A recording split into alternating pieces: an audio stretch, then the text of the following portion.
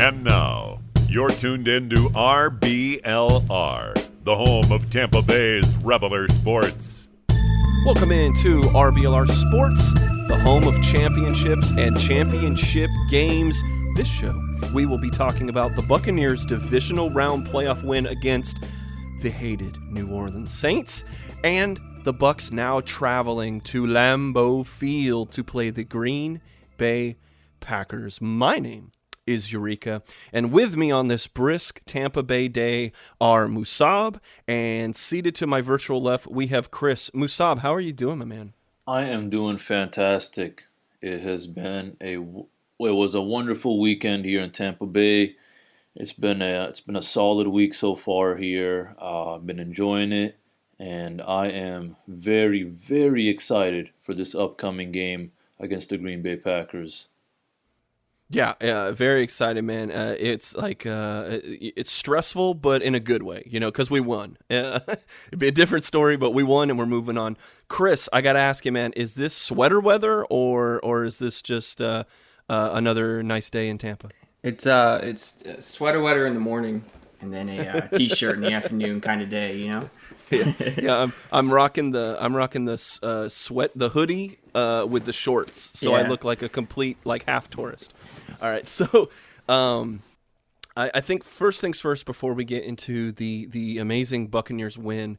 We would have talked a lot about our Lightning as they prepare and got their first full week of the season on.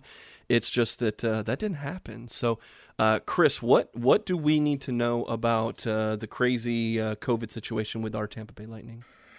Well, currently we had two guys. We had McElhenney and Coleman, who unfortunately came up on the COVID list. From what I'm seeing now, Coleman is back. He's been cleared to. He's no longer in protocol.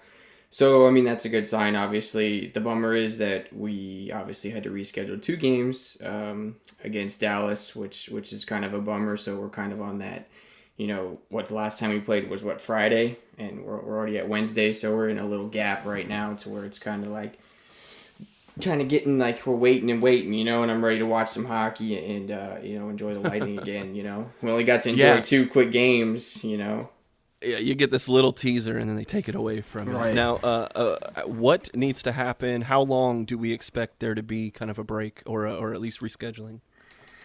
For the Dallas game? Either one of them, because there's how many players and people on the Lightning staff? Two. It was McElhenney and Coleman. Okay, and then how long do they have to be negative before they can come back? They have to be 48 hours. They have 48 hours. They have to be symptom-free or two negative tests. Okay. Do we know, are they going to reschedule all those games for way later in the season, or is it kind of are they plugging them kind of in between other games that are already on the schedule? Do we know that yet? Yeah, I know I already know that the Columbus game for this weekend got switched to 2 o'clock. It was originally going to be a 7 o'clock game Saturday night, so I know that game got bumped up early. I'm not sure why on that. Last I saw, the games for both games are going to be delayed, and now I guess they're just moving it up a couple hours. So I don't know if that means Columbus might have, they had some tests come back okay for them, and they were able to clear and play. And then I know the Dallas games got pushed to May, I believe, early May. All right. Well, I know we're all hoping for a speedy recovery for all those on the Dallas Stars organization, and of course everyone in Tampa. Now, as we wait for the Lightning to get back on the ice, another thing that we waited for a very long time was the Buccaneers returning to the NFC Championship game for the first time since the Super Bowl year. Now, I would say it was a very tough road to get to that, and that was because we had to play a team that had beaten us twice already this year, that being the Drew Brees-led New Orleans Saints. But at the end of the game and when the final whistle blew, your Buccaneers won the game 30-20. This was absolutely a battle between two great defenses in the first half. Neither offense was bad. There was a lot of good plays. It just they couldn't break any big gains. There weren't any big explosive plays, but not for lack of trying. Both teams tied at 13 at halftime, but the second half, these Buccaneers, man, after the Saints scored a touchdown in their first drive, this defense absolutely shut out the Saints en route to that 30-20 victory. So Musab, I'll bring you in here, man. I know we're all hyped for this, but what were the main takeaways you had for this Saints game? The main takeaways, the first one is that the defense was just performed absolutely just stellar. It was a stellar performance by the defense. They were able to contain Michael Thomas, even Alvin Kamara. They were able to contain him as well.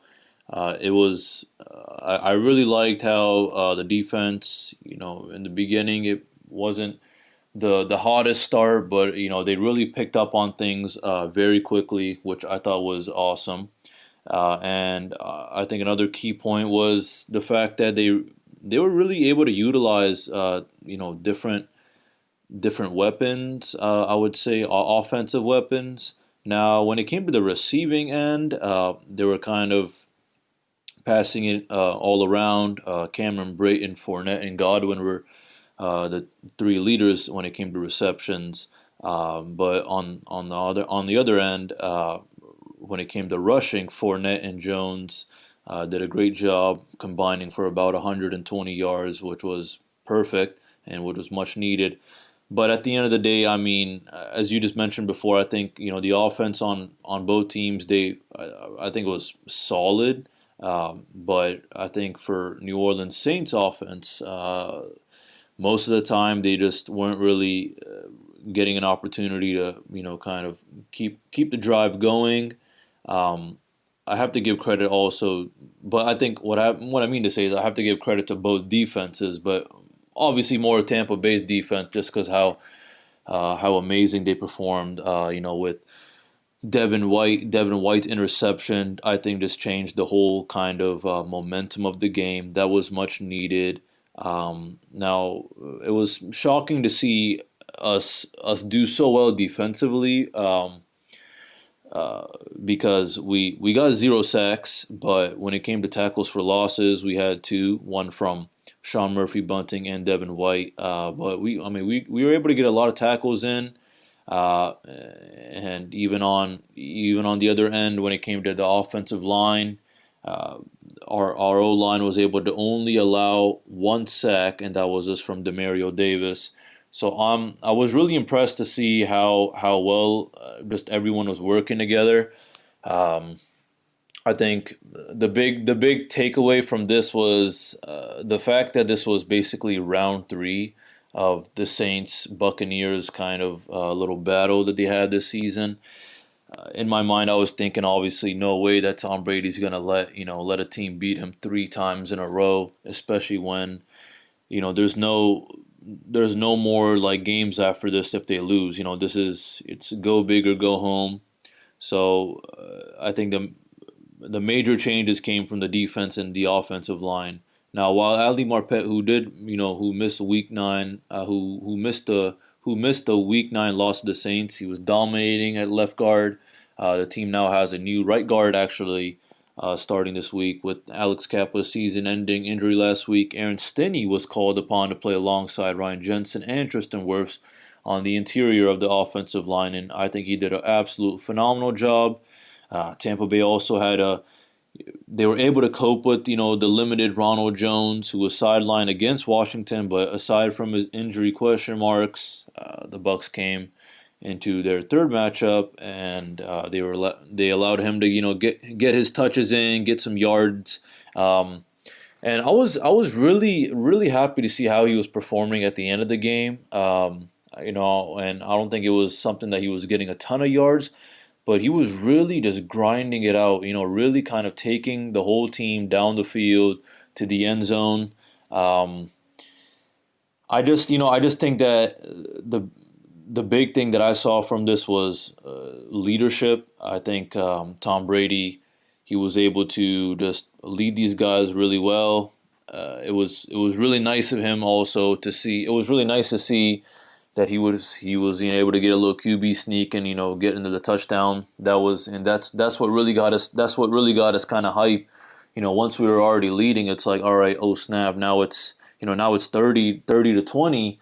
and I'm thinking, oh yikes! All right, well I'm a little scared now because maybe Brees might get a little hot. Something might happen because what really scared me in the beginning of the game was Jameis Winston coming into the game. Well, actually, it's not scary seeing him in the game. What was scary was he had one attempt, and the only attempt he had, he threw a touchdown, basically a trick play, which was it was kind of mind-boggling. I feel like every Buck fan was thinking, well, what the heck was that? Like, how did that happen? And the fact that it came from Winston, it really hurt. It was it really stung, and I guess it just it was a little different. But I have to say though, it was a battle throughout the whole game. The fact that it was 13-13 after the second quarter, basically after the first half, it showed. I think it showed everyone, whether you're the Saints fan or the Bucs fan, that this is gonna be a fight to the end. And it really was. It really was until that last play. When the Bucs got that interception, and basically sealed that win. One from Murphy Bunting, the one from White, and then from Mike Edwards. And I believe it was Mike Edwards who got that last interception, and that was beautiful. Just the way he got it, the way he went down the field, it was absolutely just super hype. So, I can't, from the top of my head, I can't, think of anything that the Bucs would definitely need to improve on. I wouldn't say they played like the perfect game. Now, I mean, and we will get into it with the Green Bay, but I will say that the game that the Bucs played this season against Green Bay was, I think, one of my favorite games. So hopefully they should play like that again. I was gonna ask before we get into Green Bay though. What do you think was?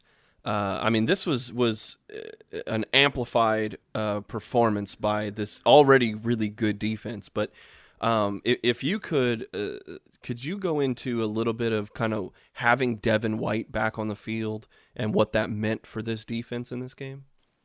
Well, first of all, being that he's only a second year, Devin White was one of the captains on the defense, so that ought to kind of give you an idea of what kind of guy he is. And he led our team total with 11 tackles, solo tackles. He had 10 and one tackle for loss. And when you got a guy like that and he's a tank. I'm going to say this: Devin White, he's a tank. If you don't know his story, he used to be a running back at LSU. Then his coaches and I guess him as well decided that he should play linebacker. He also enjoyed it more, and I still remember what he said when he got drafted was he decided to change because he would rather hit than be hit. So he's got that perfect ideal linebacker body. He's not too tall. He's stocky. He's quick. He's strong. And I also think that, and pardon my language, but this game was basically a lot of also shit talking. They were just going back and forth, running their mouths, and I would see it from a lot of players. Definitely from Devin White. I saw it from C.J. Gardner-Johnson, Cameron Jordan, and Malcolm Jenkins. Those guys. And I'm sure like a lot more Buck players did their trash talking as well, but. Those times that I saw Devin White get those tackles, he was really up in their faces. Whether that meant, he was just kind of just doing it for fun or he really meant it, it kind of gets to you mentally, especially a guy like Devin White who, this guy hits real hard. So it's not like, it's one thing if you just get like a simple tackle, but he was, what I saw from him was he was coming after every single Saints player he saw in his way. And that really makes a difference. His leadership, his aggressiveness, and his teamwork. I think him and Levante David. I've heard of it, and I know they are. They're our best buddies. But when they're working together on the field, it really reminds me of it kind of reminds me of, and I'm sorry to do this kind of unrelated football comparison, but it really reminds me of LeBron James and Dwayne Wade.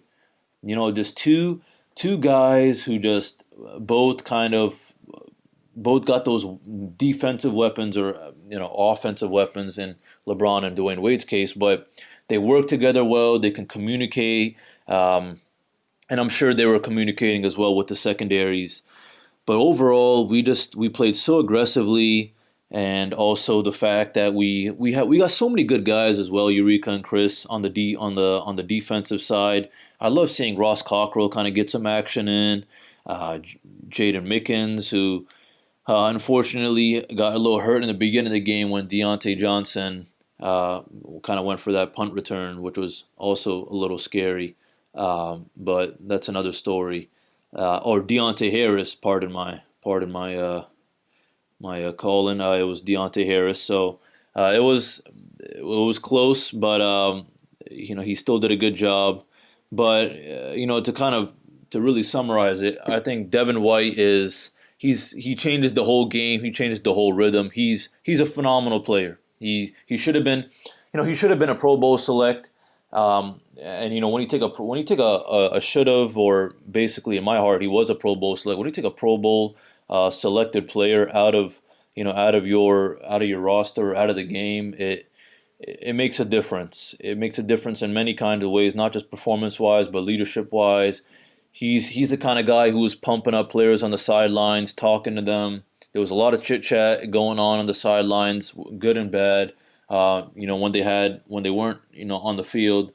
So it really shows you that this guy wanted to win more than ever, especially the fact that he was out the last game.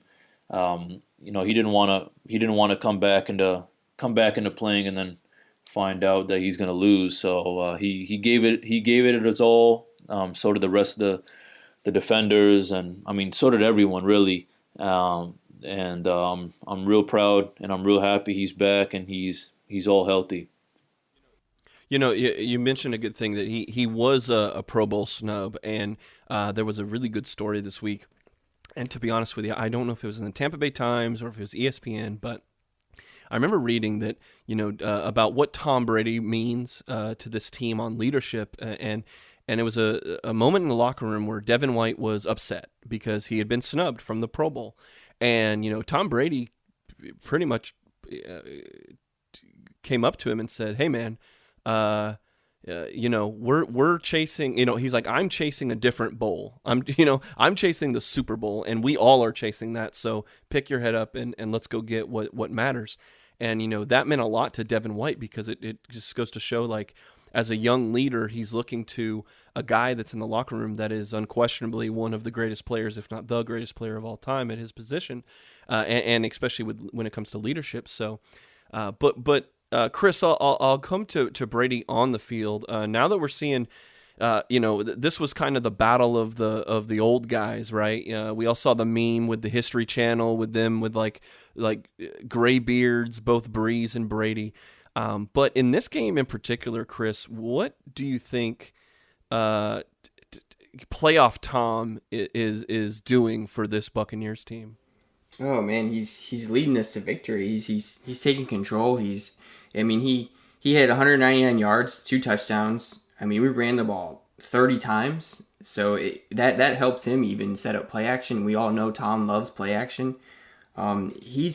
He's the leader we needed, and we were really missing. Obviously, when Winston was here, we struggled to get the turnovers down and to get to this spot that we're in, And Winston had that chance, and Brady comes in 1 year, and everyone's, he's a system quarterback, he's this and that and that. Well, if he's a system quarterback, we wouldn't be where we are right now, in my opinion. Obviously he's leading this team. He's making I think he's getting a little more control of the play calling now. I think Arians is also letting Brady do his thing now and put these guys in their back and on his back, I should say, and help carry this team to victory, because we all know Brady doesn't like losing. We'll see him when he's out there. He's he's getting in his lineman's face. He's saying, "Come on, guys. If there's a dumb penalty, you can see him when he yelled at Stinney for that false start in the game. And he was upset. He was upset. He made it known. So I think him doing that kind of stuff is huge key to our success.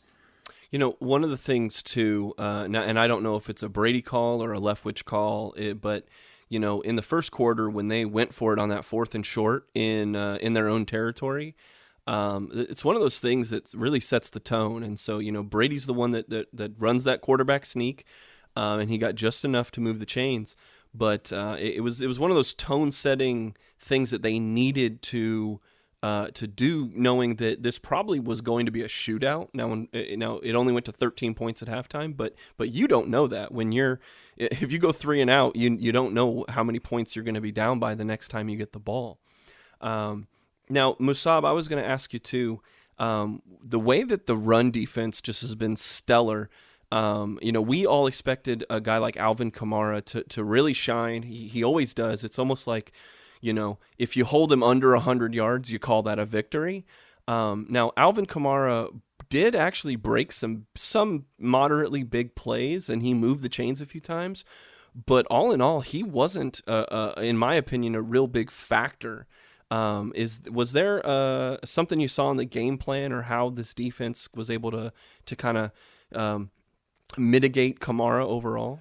I think absolutely. Well, first of all, I just want to point out a little side thing was the fact that a lot of the receivers, they weren't getting too many opportunities because they were completely covered, and when they did, they did get their chances. But here's the thing. I mean, their star receiver, Michael Thomas, he had 0 receptions. He was absolutely just contained from doing anything. He only had 4 targets. So when the receivers are basically covered and the D line and the linebackers, they have that idea. All right, well, our secondary, they got their guys covered. Now, then you're thinking, okay, well, here's the thing. Brees is no Lamar Jackson, so, or he's no Taylor Heineke, where he's just kind of he's gonna fool us and kind of run with it, And if he does, that's because we really screwed up. So all eyes really just come down to Alvin Kamara. So now you're thinking, all right, well, our secondary's got, the receivers covered. We got an eye on Brees and we got our eye on Alvin Kamara. So when he does get the ball, we just got to charge at him. I think when I was watching it, the Saints O-line was having a hard time containing the D-line. And, I mean, yes, they didn't allow any sacks to happen, but that doesn't mean that they still did a stellar job. I mean, we were really getting to them.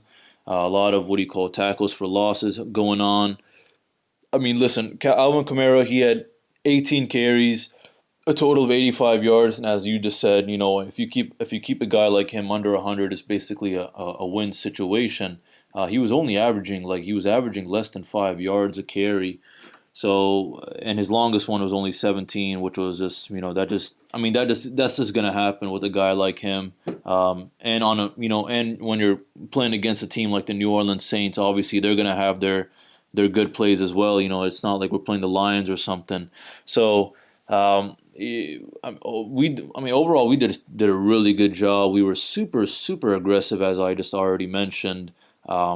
Just really, I think the fact that we were pressuring them a lot, we were pressuring Brees to cause him to throw those 3 interceptions. Even on the other end, when we were able to recover that fumble from Jared Cook, the fact that we were just attacking throughout the whole game, it kind of, to me, the way I saw it, it kind of scared their whole offense. And if I was Alvin Kamara, I would be a little scared as well, because now I'm thinking, well, yes, I'm still getting some good opportunities to run with the ball, but hey, I can't just do the whole job. And second of all, I mean, these guys are still getting to me. It's not like I'm completely just running right by them and stuff like that. I mean, these guys, as soon as they get a hold of me, I'm going down. And again, just with all the trash talking going on, that also kind of came, I'm sure affected him and the rest of his teammates mentally. I think this game was just that. I think the Buccaneers, they just wanted it more than the Saints. I think the Saints, maybe they had a different approach or a different idea. And I'm not saying that the Saints just thought, oh well, this is just kind of going to be like the last game. But I'm sure they were thinking, hey, we all of our weapons, we got them. They're all healthy. Our defense has done well, against the Bucs in the past, especially a guy like Lattimore, who was able to contain Evans in the past, and man, I'm not gonna lie, he did a decent job containing Mike Evans. Yeah, it was definitely a battle going on, but I mean, the thing is, I just feel like those few players on the Saints that did a decent job. It just wasn't enough for them to seal the win. And that was also because our offense and defense was just really powerful. More on our defense. I think and I've said this before. I think defense is to me a lot more important. And Ray Lewis has said himself, defense wins championships, and that's exactly what the kind of performance I saw from them. It really gets to your head when your defense, when the other team's defense is getting to you. If our defense did a decent job and our offense was on fire, it's a kind of different mentality. We're like, all right, well, wow, our offense is getting real hot, and hey, I'm glad we're getting touchdowns, but we really gotta prevent them from getting touchdowns. So in the end, it was a battle on the offense, but the battle on defense was easily won by the Buccaneers. It would just we just overpowered them. They weren't able to kind of play well against us. They had their chances. They try to work with Traquan Smith, Sanders, and Cook, but it wasn't enough. And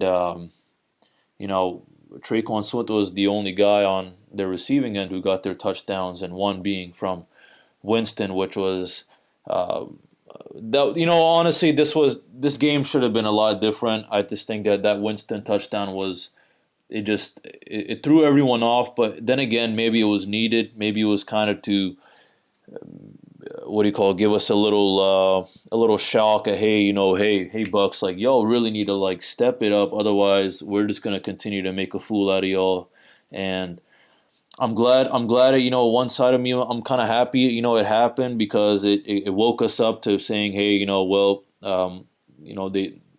they screwed us over one time, but we're not gonna let this happen again.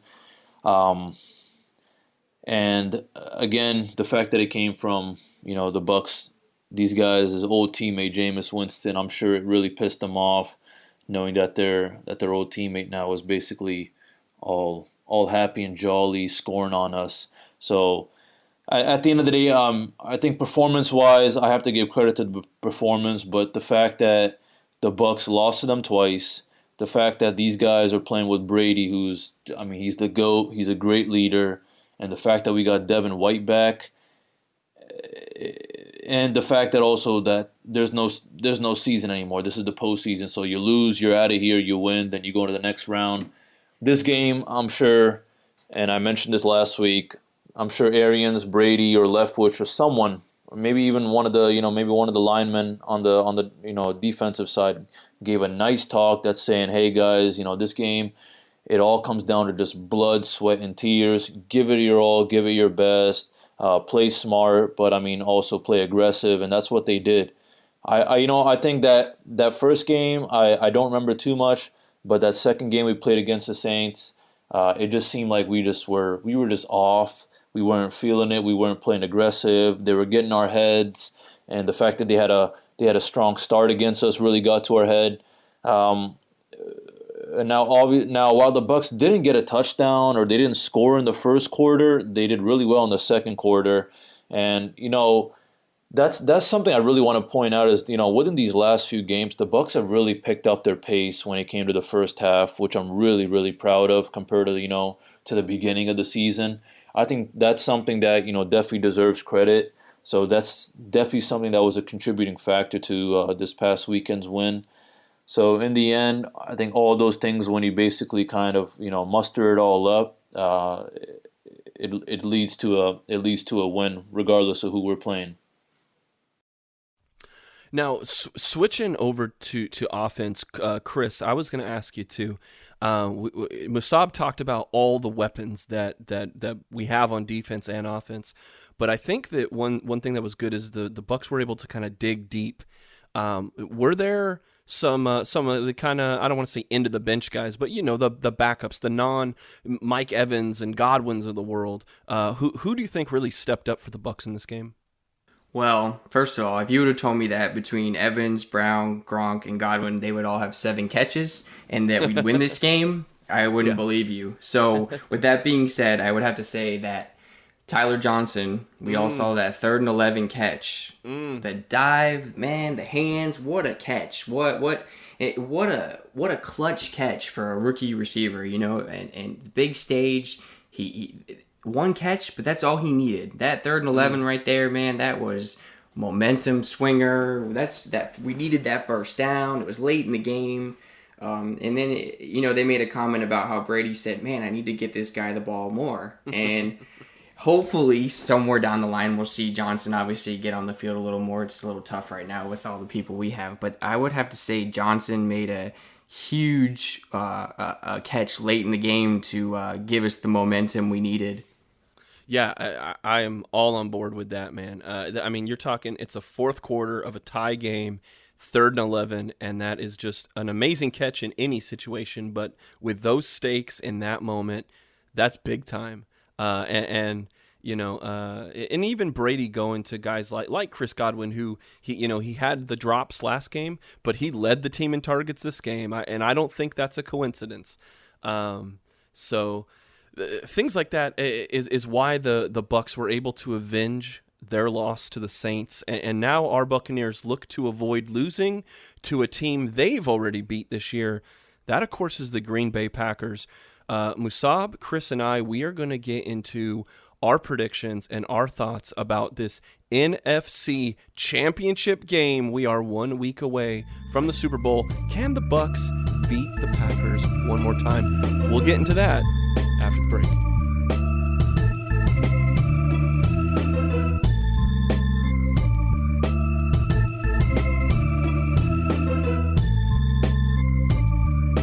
Welcome back into RBLR Sports. Let's talk NFC Championship Week, and that is Tampa Bay versus the 13-3 NFC North champion Green Bay Packers. This is another Hall of Fame matchup at quarterback. Aaron Rodgers, Tom Brady, another tale of the tape, and it's another rematch of a game that we've seen earlier this year. Overall, the Green Bay Packers are 7-1 at home. They've only lost once at home. Overall, this whole year, they lost to the Colts, they lost to the Vikings, but their first loss was their worst loss, and that was a 38-10 loss to the Tampa Bay Bucs. In that particular game, Rodgers started hot, got a little cocky, tried to do his hip thrust celebration, and then after that, Jamal Dean had a pick six, and that turned a 10-0 lead, and the whole Bucs just got fired up, and they completely knocked the hinges off the doors. And Ndamukong Suh had a huge game. We had 5 sacks overall. It was insane. But since then, both teams recently have won their last 5 games.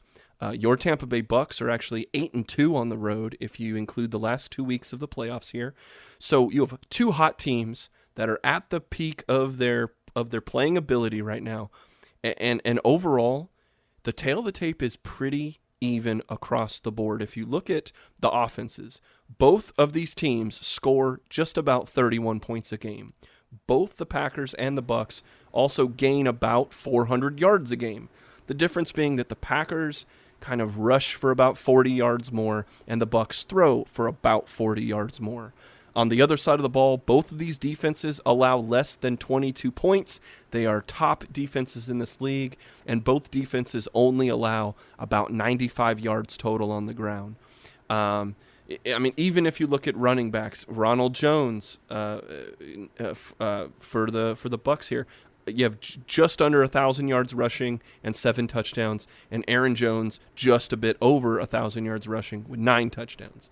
I mean, even Las Vegas says that this game should be close. The Bucs are on the road in cold Lambeau Field with an actual crowd that should be there in Lambeau Field, and the Bucs are still just a 3-point underdog. So with all that said,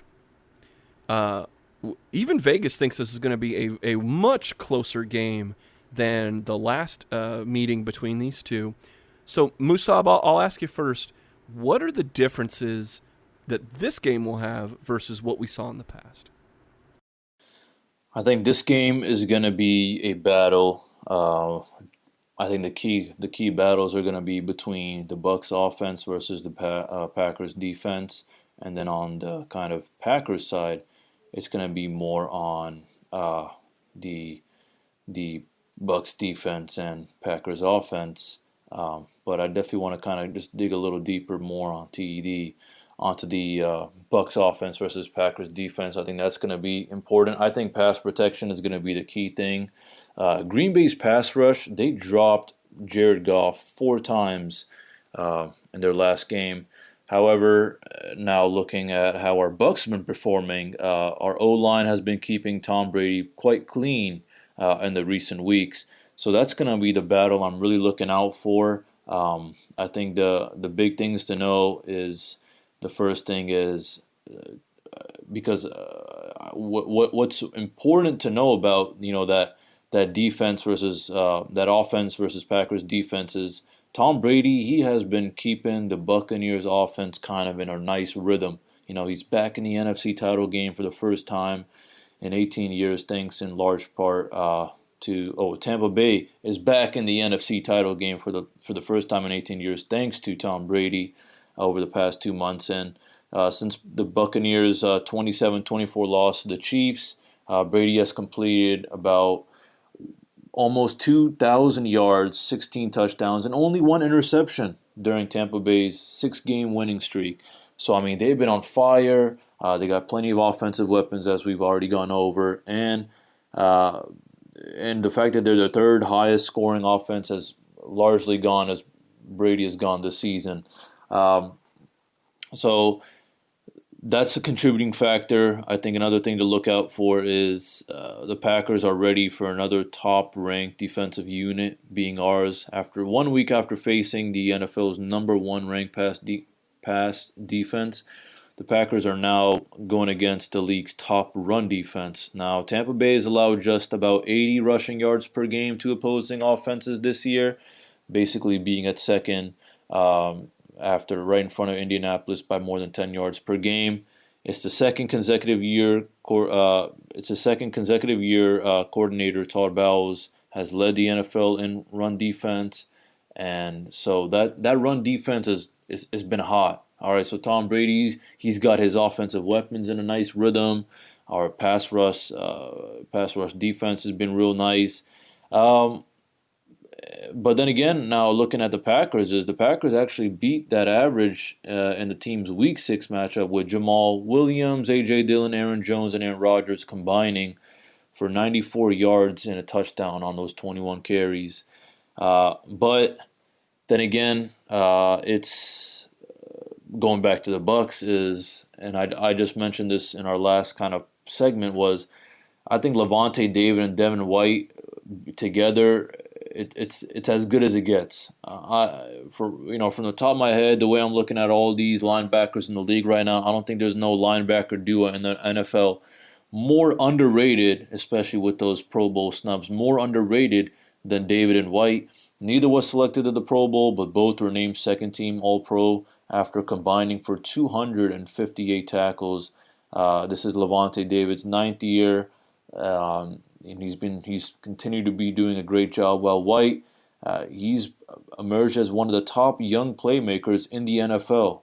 All right, so you got one young guy and one, I want to say old, but one veteran, and it's basically kind of like the master and apprentice. But this apprentice is basically just as good as the master now. So the sideline to sideline speed of David and White has played into the Buccaneers' success against the run this year. And I just want to add, Tampa Bay could also be getting back the big, mighty 350-pound defensive tackle Vita Vea, who was designated to return off injured reserve this week from that broken ankle that sidelined him since week 5. And then my last 2 points, last 2 overall points I want to go over is the Packers, they must contain Tampa Bay's offensive weaponry. The Bucs have already had plenty of offensive firepower prior to the start of free agency last year, with 1,000-yard receivers Mike Evans and Godwin and former second-round pick Ronald Jones leading the way for the ground game. The Buccaneers then traded for Rob Gronkowski after the All-Pro tight end chose to resume his NFL career. And what was nice was they also signed Antonio Brown and Leonard Fournette. Now, Fournette starting in place of the injured Jones, he's been doing a great job. He carried the ball 19 times for 93 yards, beating the Washington football team. And then Jones came, who was just 22 yards short of a 1,000-yard run season, and he returned against the Saints, and they combined for about 125 yards, so that was really nice to see. Now, this is something I just think that should be mentioned. I don't think it's a huge factor, but I guess this is something to know about the matchup is with the snow in the forecast, this one could come down to turnovers. All right. No team in the NFL protected the ball as well as Green Bay this past season, with the Packers surrendering just 11 giveaways in the 16 regular season games they played. Meanwhile, Tampa Bay tied for 5th most in takeaways to finish just one spot ahead of Green Bay in turnover differentials. So it's really just a battle between them two when it comes to these things. But the Bucs, to me, have no shortage of ball hawks. They got 9 different players recording an interception this season. Sean Murphy-Bunting, who had only 1 in the regular season, picked off Drew Brees twice in the NFC division playoff game on Sunday. So those I guess those kind of key things to know. But those are just some things to know. But the way I see it, what's different with this game compared to all those games is definitely going to be that Bucs offense versus Packers defense. That Packers defense it's strong and mighty. They showed, I guess they gave us a good idea who they really are when they played the LA Rams, because we did play both teams, and the fact that we beat the Rams, the fact that we lost to the Rams, but we beat the Packers, and now the Packers are beating the Rams. So now I'm thinking, well, obviously things have changed. The Packers have been hot since we beat them. It's definitely something to consider. It's definitely something to look out for us. It's not a shock to us that Green Bay is going against us, but the thing is we're just such a different team than we played back in November, and I think same thing goes for Green Bay. They're a different team than when we played them.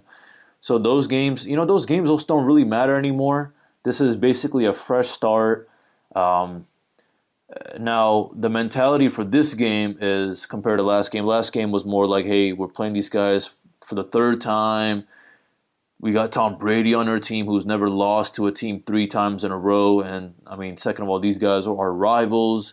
And, this game means everything. This is blood, sweat, and tears. Now, this game is a little different. This game is, hey, we already beat them. But, that was way back then. This team is really hot. This team dominated a team that beat us. And that is something we definitely need to consider. But this game it's just interesting because if we win this game, the cool part is we're gonna be back in the Raymond James Stadium for the Super Bowl, which I think is a super cool. And no team has ever played in the Super Bowl at home. Basically, they've every year the host is football team never shows up to the actual Super Bowl, but this is going to be really unique and it'll be really cool. I mean, that's just like something interesting. I wouldn't say that's something that's definitely motivating them. I think what's really motivating them is the fact that they've just been so hot.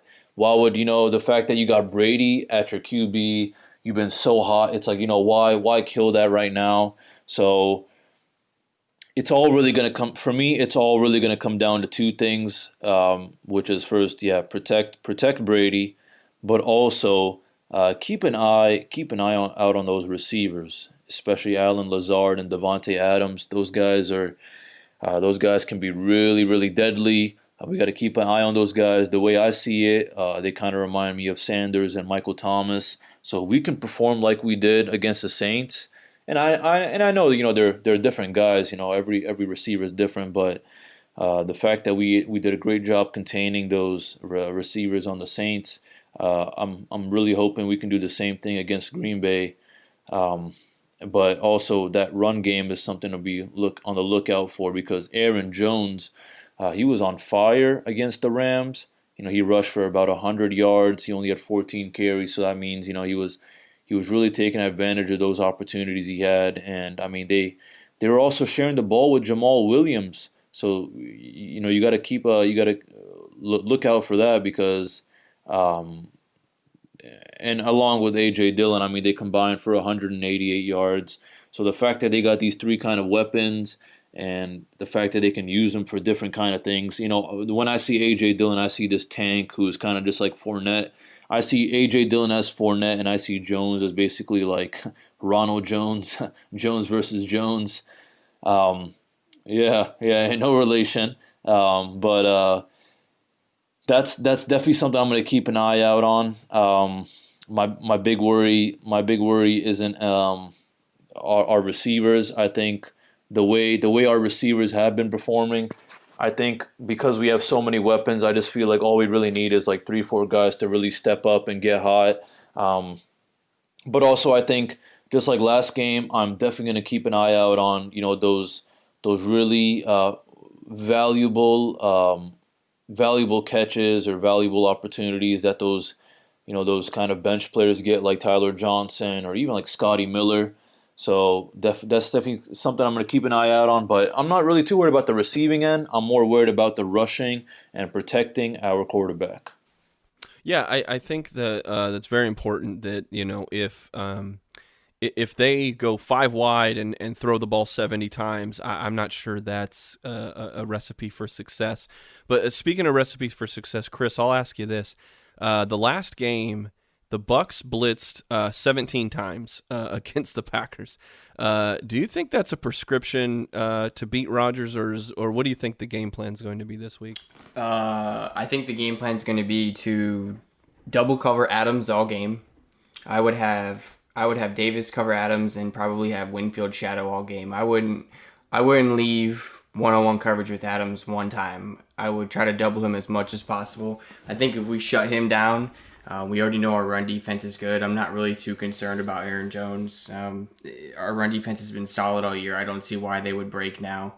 If anything, they're going to be more motivated, especially if Vea comes back, and he even if he just plays, a little bit, he's still going to take 2 blocks, and that's gonna be huge in the run defense.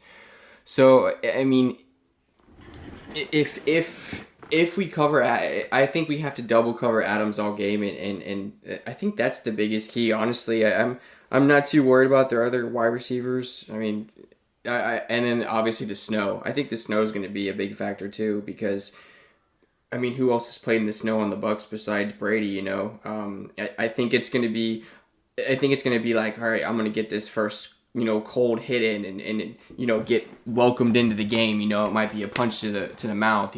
So I think the weather's going to play a big factor too. I saw snow showers and maybe an inch of snow and 22 degrees or something like that. So I mean that's definitely going to have a big impact for sure.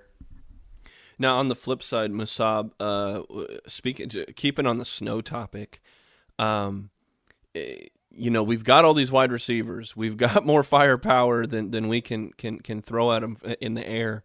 Do you see a kind of a matchup with that Packers defense and how we'll be able to maybe exploit the running game? Yeah, I think we'll definitely be able to exploit the running game, but that's only if we allow, or that's only if the offensive line can do a great job of, you know, kind of blocking out people like Rashawn Gary and Kenny Clark and Zadarius Smith, who were on fire against the Rams. Those guys are definitely those three are those are those players that we need to keep an eye out on. We need to create kind of these pockets for Jones and Fournette to get those yards in. Um, I mean that's just my hope. It's not going to be easy. I mean this Packers defense is a lot different than what they were when we played them this past season. Um, so and they're both. I mean, they're both ranking. Rankings wise. I mean, they're just so similar that it's just coming down to how smart we're playing, but how just aggressive and powerful. Um, the way I see it is, I don't think we're gonna have a slow start when it comes to the rushing. I just think that we're gonna need a little bit of time to get used to how these Packers defensive linemen are going to be kind of charging at Brady and the rest of these guys. It's going to take us a little bit of time, but if we play our cards right and everything goes well, and as they did this last game against the Saints, they're discussing these kind of things on the sidelines. I think we're going to be able to take advantage of it. But then again, I mean, who knows? Maybe Green Bay is also going to be looking out for that as well. So it's going to be interesting. We definitely need to keep an eye out on them as well. But in the end, it's just how powerful we are. I mean, we've been doing so well. Our offensive line has been doing so well. These last few games that it's not a huge worry. But we're gonna find out about that. Once we actually play them. Now, I would say, if we get Vita Vea back, obviously we trust Vea. He was on a Pro Bowl pace before he got hurt. You've obviously seen that like Devin White and Levante David are playing just out of their minds right now. And so the question mark has been what it's been all year on that defense, which is the defensive backs. Now, Sean Murphy-Bunting had probably, if it wasn't his best game as a Buck, I'd be hard-pressed to think of a better one. 2 interceptions last week, but he was also key. Him and White were key to stopping Kamara coming out of the backfield. Antoine Winfield, of course, the rookie, he poked out a fumble last week. And Jamal Dean, you can't forget him. He actually got the third ever pick six on Aaron Rodgers. So last game they came to play with a fire and a fury, and if there was a question mark, I would still say it comes down to execution between that. Chris, where do you see the defensive backs coming into this game against Aaron Rodgers? I like I said, I think if we double Adams, I think the matchups are going to be okay. Valdez hasn't really had as good of a year as he had last year and the year before that. Rodgers seems to really, really target Adams, and they find ways to get him the ball, even if it's just a little slip screen, a wide receiver screen, a wide receiver jet sweep. They try to get him the ball any way they can because he's so athletic and his route running's really good. So I think Davis can go toe to toe with Adams. I just feel like the double coverage in the shadow over top is a must, because we don't want him to get that deep ball or get a big touchdown or let him get away from us and get confidence. You want to stay in his face and get him frustrated. Like Michael Thomas was last week. Get in his face, play aggressive. Don't allow 10 yards. Adams will get that slant and take off. So I think playing aggressive is going to be a really big key in frustrating him and frustrating Rodgers, that he can't get him the ball and he's got to force it around. And that's where it's going to come to Dean and Bunting to have another, solid performance. Now, Chris brings up a good point about if you're double teaming Adams. My question is, Does that leave that kind of donut hole that we saw 2 weeks ago against Washington, kind of right in the middle of the defense in the air? Like against over the middle of the field. Yeah, I mean, we saw Washington was able to get more than a few, unfortunately, passes over the middle by kind of spreading out the defense. Now a lot of that's because you didn't have another linebacker like Devin White that was as fast. We were relying on some of the backup guys and on Levante David, who is not very fast to be in pass coverage. How do you see them double teaming Adams? Is it help over the top, or how do you think they're going to do it? Yeah, I would like to see, like I said, Davis and Winfield. That would be my preference. Just the way Winfield's played, he's probably been our best player in the secondary consistently all year, and he's a rookie. I mean, overall, he's played really, really, really well for a rookie. He's really intelligent. We saw the punch last week to get the fumble on Cook. I mean, that was, you watching it in slow motion. You're just like, man, this guy's a rookie, So I think him shadowing over top will at least give Davis that, like, you don't want Davis being like, all right, I'm 1-on-1 with Adams. Like, if I get burned, this Davis isn't the fastest corner. We don't have fast DBs. We got Davis is a little bigger. He needs to play that man coverage and get in Adams' face and get him frustrated. Get him out of his zone. And like I said, the one thing I am worried about is the snow. Obviously if the grip's not going to be as good. We're not used to playing up there. They are. I think it's going to have more of a factor than we think. But I think once the second half starts, I'm hoping that, by that time we're kind of flowing and we're used to the weather and we're ready to go. I'm not saying I want to be down by half or that we're going to be trailing, but even if it's just close going into halftime, I feel like we'll come out in the third quarter a little more, comfortable in that weather. So I guess I would ask you, Masab, if you got any of those bold predictions. I sure do. Yeah, buddy. All right, well, my first bold prediction is I think Fournette is going to score. He's going to score twice.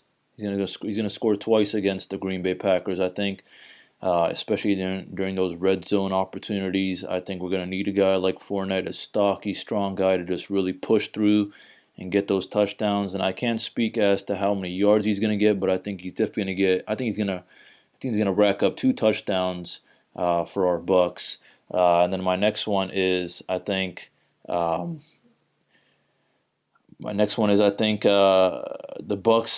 Bucs D line will be able to get 2 sacks on Brady. All right, I think they've been. You mean Rodgers? Oh yeah, I mean Rodgers. Oh my gosh. That'd be a hell of a thing if they sacked Tom Brady. They just get on the field and just immediately tackle their own teammate. Yeah. Vita Vea crosses the line, WWE style. Pardon me. Sorry. No. My bad for saying Brady, man. I shouldn't. You're good. I don't know. I was just because my next one is on Brady, but what I meant to say was yes. I think the Bucs will be able to get 2 sacks on Rodgers. 2 sacks.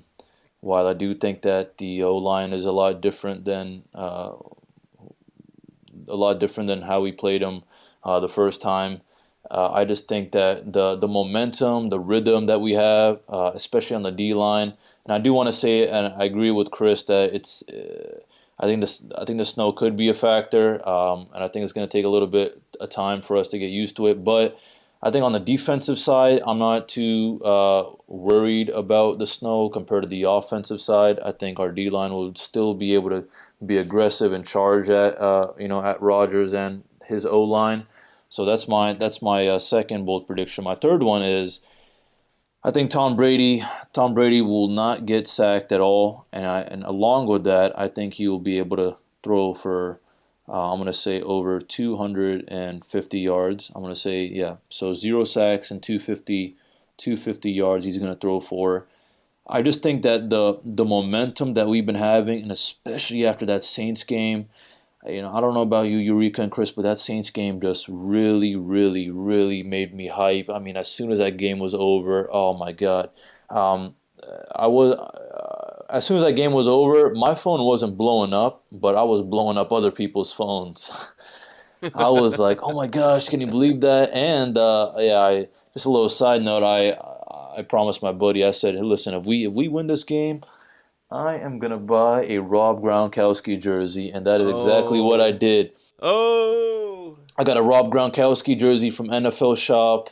I wanted a real one. The last one I got, it wasn't truly official. It was just one I got from Costco. Just a little side note. But anyways, I got it. I paid for expedited shipping because I'm gonna be repping this baby for this upcoming game. So attaboy. What color? What color would you get? it's red. Yeah, buddy. It's the pewter red. Yep. Yeah, so and a little shout out to my boy Chris for the recommendation as well for the size. Yeah. But anyways, my last one. Yeah. Those sizes are tricky, man. Like those sizes are tricky. And then my last one, my last bold prediction is Brady will find.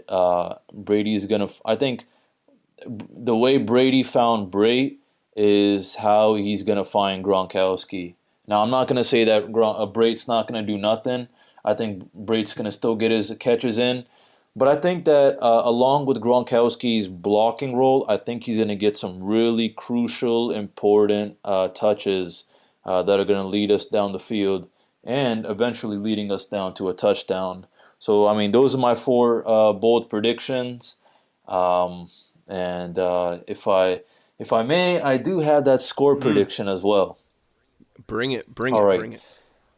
Due to the way we've been playing these last few games and how hot we've been and the momentum we have, especially coming into the game, that they have this home advantage that all of our teams have had, all of the teams we've been playing against have had in the playoffs. My final score is 31-17 Buccaneers. I think. Yeah, exactly. Yeah, and I know it's and I'm one side of me is thinking maybe Rodgers may get kind of hot with the Packers, but I just don't know. I just the way the Bucs played against the Saints, it was ideal. The defense was superb, and when you play so well, Eureka and Chris, and then now you're watching all this tape on your next week's team. Now you're looking at, okay, well, here's what we did well. I mean, you already know what you did well, because you can watch the replay or the highlights again, and I'm sure you can look at your own stats. For all these guys, they can look at their own stats, but they've been doing so many things right that it's not a huge worry.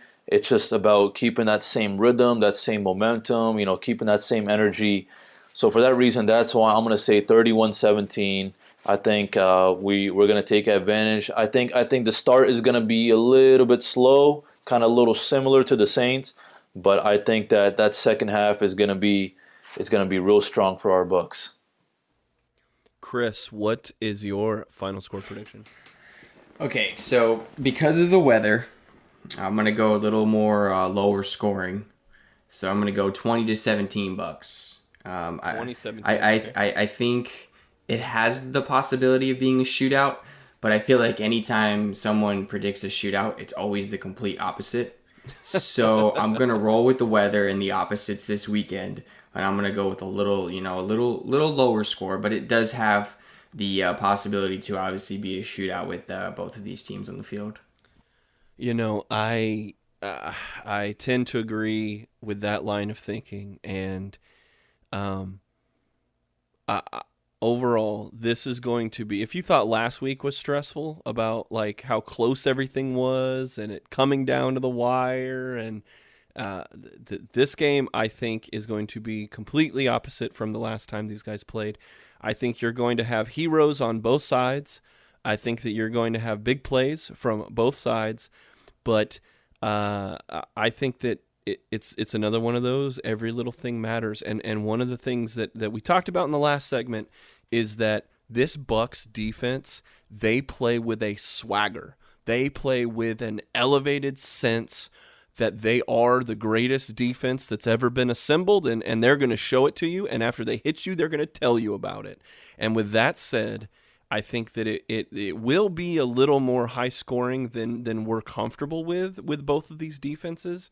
But I think that They're playing for the hardware. They're playing for the Super Bowl opportunity. And my prediction is 27-23, Tampa Bay Buccaneers. Bring it, not only bring it home, they'll stay home. So the question is that, can the Bucs bring that NFC trophy home, and will they be able to sleep in their own beds during Super Bowl week? They've already built all the pavilion on the outside of Raymond James Stadium. When I drive by it every day, I see they're putting up the banners for the Super Bowl. They're really transforming Raymond James Stadium into the Super Bowl site that it will be. And I know media week is going to be a lot crazier because of the COVID restrictions and things like that. But when it's all said and done, man, we all believe that our Tampa Bay Buccaneers have what it takes to get back to the Super Bowl. Now, one thing that is nice is that Tom Brady is no stranger to championship games. But this is what his, it's like his 15th or something out of 20-something years. And he went consecutively for 8 or 9 years straight. So now he gets to see what it's like on the NFC side, as the Packers finally have a home game. It's the first time they've been in Lambeau Field for many, many years for the NFC Championship game. But they lost that last one, and we all think they're going to lose this one. So with that said, that's all we have for you this week. We're waiting on our Lightning to get back, and we are obviously excited for this weekend's matchup against the Packers. Before we say our goodbyes, if there's one more thing you can do for us, and it helps us all out, on social media, at RBLR Sports, we are on Instagram, we're on Facebook, we're on Twitter, we're on all this stuff. If you could give us a like and subscribe. And while you're also listening to our wonderful voices here, remember to like and subscribe on whatever device you're listening to us on. If you're on Spotify, if you're on Apple Podcast, if you're on Google Podcasts, if you're on YouTube or Stitcher or any other of the major platforms, please give us a like. Please give us a subscribe. Every little bit that you do helps us out. So I'll send it around the table before we get out of here. Chris, anything for us before we get out of here, buddy? Just ready to get this anxiety out again. Yeah. Had my manager tell me at work, he said, "What's wrong?" I said, "I got anxiety." He's like, "About what?" I was like, "The Bucs game, man. What do you mean?" He's like, "It's 5 days out." I'm like, "I know, man." So I'm ready to sit down, grab a beer, get this anxiety out, and hopefully watch our Bucs move on to the Super Bowl. There you go. Musab, what are you looking forward to this weekend the most? I'm looking forward to just kind of just what Chris said. I'm just gonna, get all my weekend errands done out of the way, so I can just, sit on my recliner, have a nice little snack. I'm still deciding if I want to order pizza or not. Yeah. But probably just sit down, relax, and watch my Bucs. This time I'm just gonna put my phone to the side. I'm gonna try not to Snapchat or text too much during the game, because I just really want to be in the moment for this game. I want to watch all the small things going on in the game, and just like Chris said, I'm just really hoping that the Bucs just perform like they did against the Saints, dominate defensively, but also dominate offensively, and take us and bring us back home to the Raymond James Stadium for the Super Bowl. Yeah, no matter what happens, history is being made. We are living in definitely right now. It's the second best year I think the Bucs have ever had, and we're just a couple good pieces away from making it, if not the best, one of. So with all that said, all the history that could be made this week, we thank you for taking your time out of your day. We appreciate everything, and for all of us here at RBLR Sports, we will see you next week. Thank you for tuning into this presentation by RBLR Sports. On your way out of the stadium, please remember to like and subscribe.